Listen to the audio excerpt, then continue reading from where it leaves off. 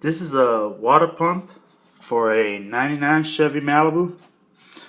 Um, Here I just wanted to show you guys how pretty much a water pump looks when it's worn out. Pretty much it's still gonna look the same. It's just gonna be more like the way, it doesn't rotate right now. I'm trying to rotate it, but it's so stuck that it won't barely move at all. And this right here moves when you have the pulley right here. The belt moves this, and this side pumps the water through your engine.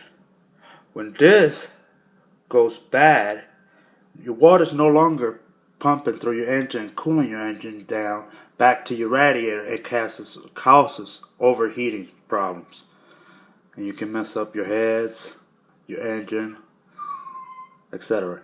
Anyways, just wanted to show you guys what a water pump looks like, and thank you for watching. If you have any questions, how to take it out, or anything at all, just comment on the video. I'll be more than glad to post back. Thank you.